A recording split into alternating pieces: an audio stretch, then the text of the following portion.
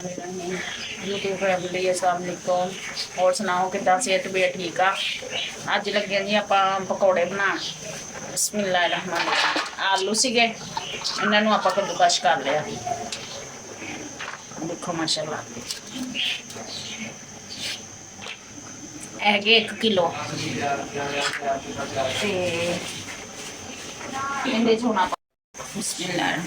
हरी मिर्चा 1 चम्मच,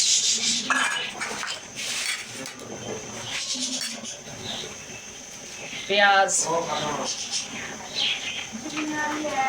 2 कटे हुए दरमियाने चाहिए।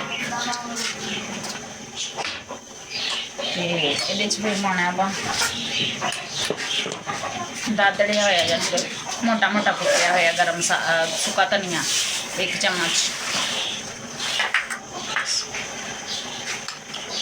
गरम मसाला आधा चम्मच, पाना आप नमक, लाल मिर्चा जी आप पा ली आधी चम्मच हल्दी दी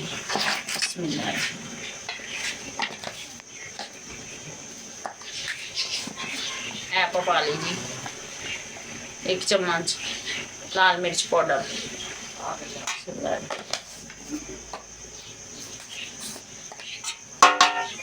नाल ही आप पा ले जी 1 चम्मच भर के नमक का। 1 किलो का समान ते अगे तुसी अपने हिसाब नाल पाना। चंगी तरह आप मिक्स कर लीए।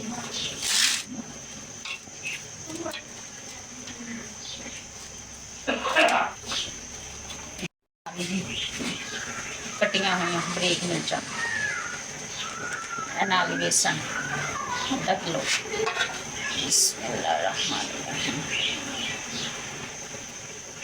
सारा पका चंगी तरह मिक्स कर लेना है।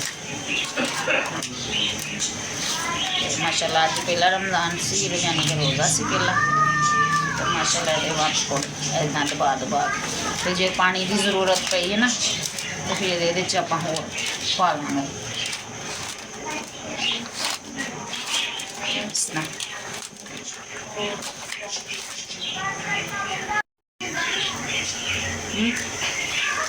देखो जी ये आप पानी नहीं पाया इंज ही है ना, इन्हों दबा दबा के इंज ही बेसन मिक्स कर लिया।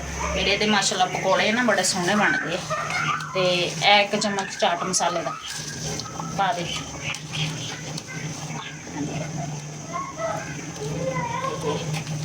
तुसीं भी इस तरह ना बनाओ तो माशाल्लाह देखी पकौड़े अपने माशाल्लाह कितने सोहने खस्ता करारे जाने के बनते। एक तो होंगे नरम नरम नहीं बनने अपने बनने ही दूसरे मैंने तो नाम नहीं आता क्रिस्पी क्रिस्पी क्रिस्पी बन जाने अपने। हांडी किचन आ मेरी यूट्यूब पे सुनना जानी कि ना मेहरबानी लाइक भी कराया करो, सब्सक्राइब भी कराया करो, अगे शेयर भी कराया करो। तो मेहरबानी थोड़ा मैंने पसंद करने का शुक्रिया बहुत बहुत। तो होर दसो माशाल्लाह अज भी रोज़ा कैसा गुजरिया कमेंट च अच्छा गुजरिया होना। साडा माशाल्लाह अच्छा गुजरिया पता नहीं चलिया रोज़ा सी कि नहीं। माशाल्लाह तुहाडा भी इस तरह गुजरिया होना। देखो धनिया पा लिया 1 मुट्ठी। आपका माशाल्लाह समान तैयार हो गया। हम अपना घी गर्म होंदा ना तो फिर करने दसते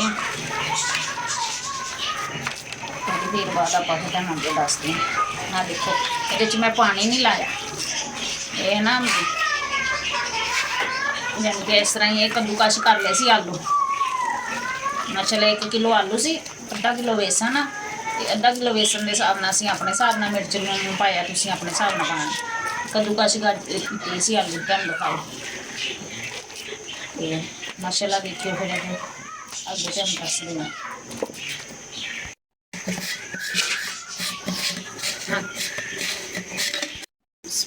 मानी रही देखो जी आप घ्यो पाता हम ये गर्म होने रख दिता तो होर पा ये चंगी तरह जो गर्म हो गया फिर आप पकौड़े फ्राई करने तो आइटम माशाल्लाह देखिए हुण अपना गर्म हो जाए चंगी तरह। जो गर्म हो गया ना तो फिर आप पकौड़े पाने। आ देखो समान अपना तैयार है बिल्कुल। आ देखो तुहानूं दिखाया ना अगे समान बिल्कुल तैयार। कद्दूकश कर लिया सी आलूआं नूं, कद्दूकश करके तो फिर पानी नहीं पाया मैं, ये आलूआं दा ही पानी सी। आ देखो इस तरह का मसाला कर लेना क्योंकि वो गर्म होंदा वा ते फिर अगे तुहानूं उन्हां दसदे। देखो जी जो पकौड़िया का समान बनाया सी तुहानूं दिखाया सी, हुण इहदे विच पाउंदे आ पकौड़े इस तरीके नाल। इस तरीके के नाल इन्हें माशाल्लाह जी आपां ना आलू कद्दूकश कीते सी ते देखो माशाल्लाह कितने प्यारे अपने पकौड़े बन रहे। देखो पा ले आपां देखो माशाल्लाह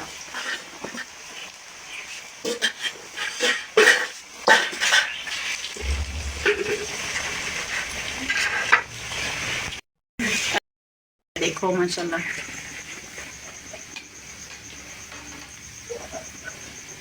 देखो माशाल्लाह अपने पकौड़े इधर तैयार हो रहे हैं।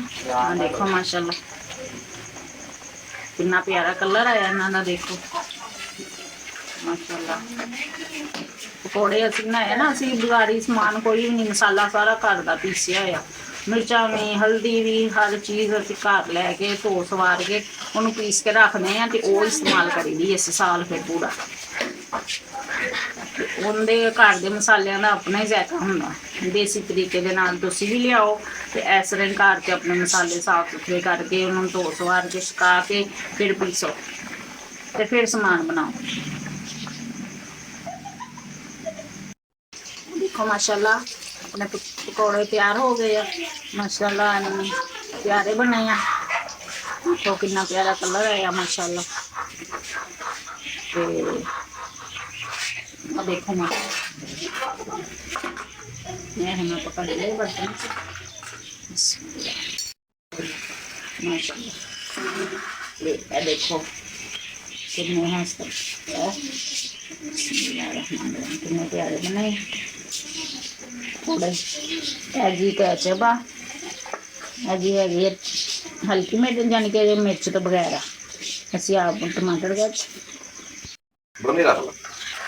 जी हैगी तेज़ मिर्च वाली घर असीं खुद तैयार की कैचअप। ये किसी टाइम ना तुहानूं दस देंगे किस तरह तैयार होंदी है।